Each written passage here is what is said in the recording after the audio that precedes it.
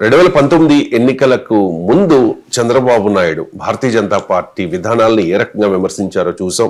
మోదీని వ్యక్తిగతంగా కూడా విమర్శించిన సందర్భాలని చూసాం. ధర్మ పోరాట దీక్షలు అంటూ కేంద్ర ప్రభుత్వం మీద ఒక ఉద్యమమే చేశారు సార్. 2019 నుంచి 2024 మధ్య కాలంలో మోదీని పెద్దగా టార్గెట్ చేయలేదు, కనీసం విమర్శలు కూడా ఎక్కడ చేయని పరిస్థితి కనిపిస్తోంది. ఇప్పుడైతే మోదీని పదే పదే సందర్భం దొరికినప్పుడల్లా, మీరు చాలా సందర్భాల్లో చెప్పారు, బీజేపీ నాయకుల కంటే ఎక్కువగా పోటీ పడి మరీ పొగుడుతోన్న పరిస్థితి.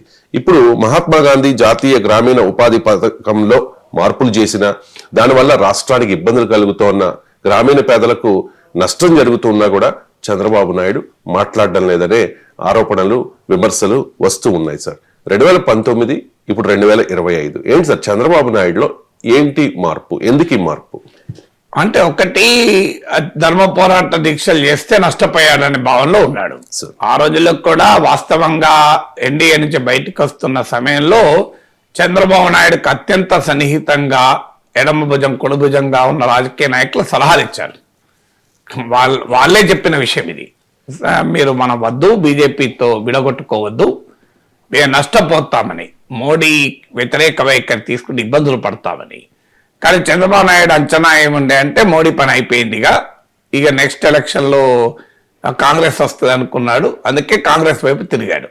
తిరిగి మీకు తెలంగాణలో ఏకంగా పొత్తు పెట్టుకున్నాడు, మహాకూటమిలో భాగమయ్యాడు.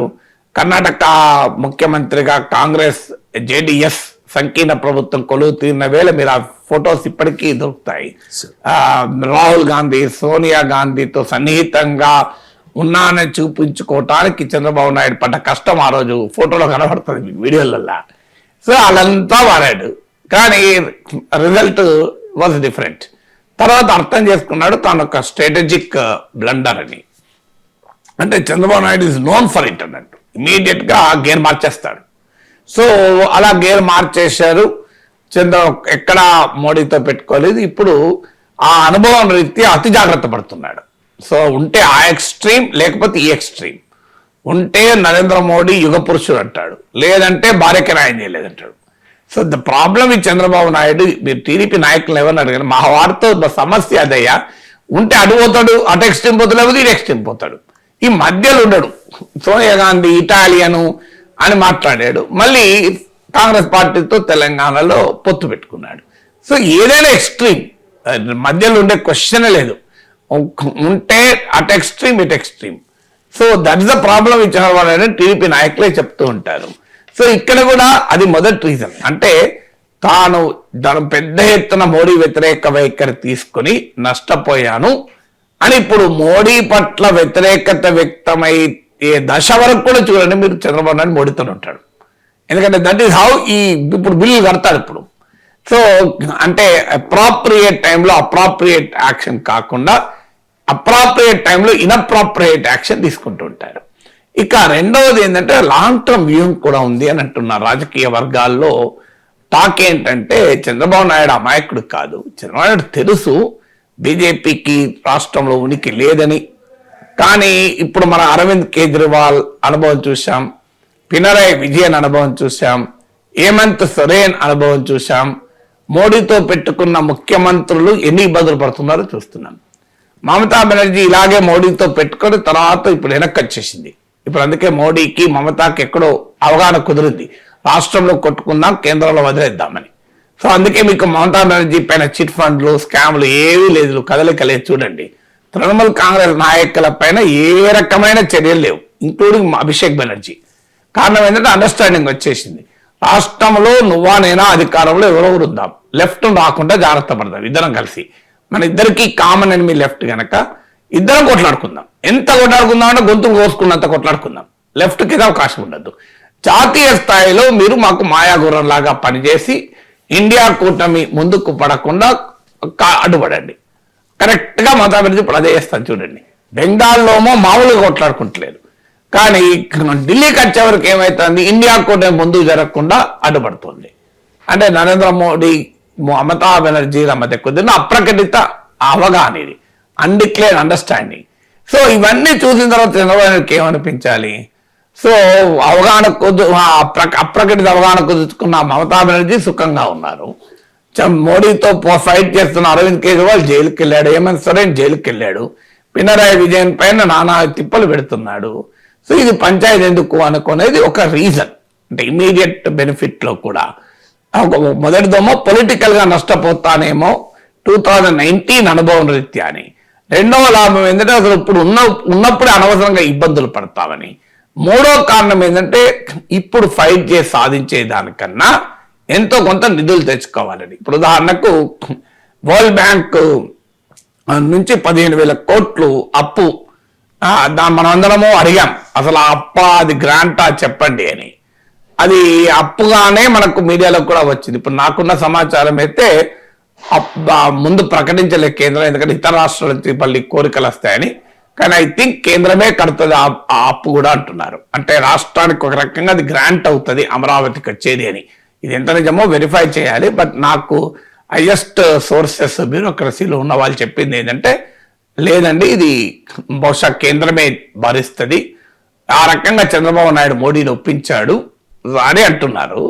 సో అది ఎవరు గొప్పగా చెప్పుకుంటలేరు, ఎందుకంటే ఇతర రాష్ట్రాల నుంచి ఇబ్బందులు వస్తాయని. సో ఇలా రాష్ట్రము ఎంతో కొంత లాభం పొందాలి, అనవసరంగా పంచాయతీ పెట్టుకుంటే అసలుకే మోసం అనేది మూడోది. నాలుగవది అతి ముఖ్యమైనది రాజకీయ అంశం. వాస్తవంగా ఇది మొదటిది రావాలి. ఇక్కడ Chandrababu Naidu is now busy preparing for transition. అంటే కొడుకుకు అధికారాన్ని పార్టీని, ఇప్పుడు ఎవరైనా 75 ఏజ్ వచ్చాక ఏం ఆలోచిస్తాడు? వ్యాపారస్తుడైన తండ్రి కూడా, సాధారణ మధ్యతరగతి తండ్రి కూడా ఒక్కొక్క ఆస్తులు పిల్లలకు అప్పచెప్పి బాధ్యతలు వదులుకోవడం దిశగా వెళ్తారు ఎవరైనా ఉమెన్. సో పొలిటీషియన్ అంత తొందరగా తన పదవిని వదులుకోలేడు. కేసీఆర్ అయినా కేటీఆర్కి ఇవ్వలేడు, చంద్రబాబు నాయుడు గారు లోకేష్కి ఇవ్వలేడు, అంత ఈజీ కాదు. బట్ కొంత ప్రయత్నం ములాయం సింగ్ యాదవ్ ఇచ్చేశాడు కదా అఖిలేష్కి ముందుగానే. సో లాలూ ప్రసాద్ యాదవ్ ఇవ్వాల్సి వచ్చింది కదా, స్టాలిన్ ఆల్రెడీ ప్రిపేర్ చేస్తున్నాడు కదా, కేసీఆర్ కూడా ప్రిపేర్ చేశాడు కదా. సో అందువల్ల చంద్రబాబు నాయుడు కూడా ఇప్పుడు హైయెస్ట్ ప్రియారిటీ ఏంటంటే లోకేష్ను ఎవాల్వ్ చేసి లోకేష్కు ఈ ఇన్హెరిటెన్స్, పొలిటికల్ ఇన్హెరిటెన్స్, రాజకీయ వారసత్వాన్ని అప్పచెప్పాలి. ఈ అప్పచెప్పే క్రమంలో మీరు గమనించండి, పార్టీ దాదాపు ఇప్పుడు లోకేష్ కంట్రోల్కి వచ్చేసింది. గవర్నమెంట్ లో కూడా ఇప్పుడు లోకేష్ ఆల్మోస్ట్ ఉప ముఖ్యమంత్రిగా పవన్ కళ్యాణ్ ఉన్నా రియాలిటీలో లోకేష్ నెంబర్ 2గా పనిచేస్తున్నాడు. ఈ రెండు వచ్చిన తర్వాత ఏమవుతుంది అంటే రేపు లోకేష్ పూర్తిగా ఎస్టాబ్లిష్ కావటానికి ఇంకా సమయం పడుతుంది.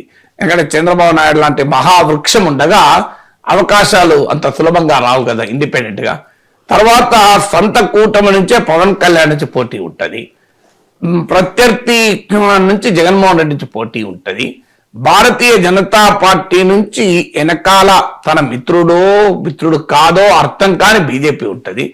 తనతో ఉంటుందా జూనియర్ ఎన్టీఆర్ పట్టుకొచ్చి తనకే ఎసరు పెడతారో తెలియని పరిస్థితి ఉంటుంది. అందువల్ల లోకేష్ భవిష్యత్తులో పోస్ట్ చంద్రబాబు నాయుడు రాజకీయాల్లో క్రియాశీలకంగా ఉండద్దు అని అనుకున్న రోజు, ములాయం సింగ్ యాదవ్ లాగా తాను రిటైర్ అయ్యి కొడుకు అప్పచెప్పాలని అనుకున్న రోజు ఒక ఛాలెంజ్ వస్తుంది. ముగ్గురుతో ఫైట్ చేయాలి. మిత్రుడైన పవన్ కళ్యాణ్తో పోటీ పడాలి. మిత్రపక్షంగా కనబడుతూ తనకు ఎక్కడ జూనియర్ ఎన్టీఆర్ లాంటి వాళ్ళని తీసుకొస్తుందని అనుమానపడాల్సిన బీజేపీ, జగన్మోహన్ రెడ్డి.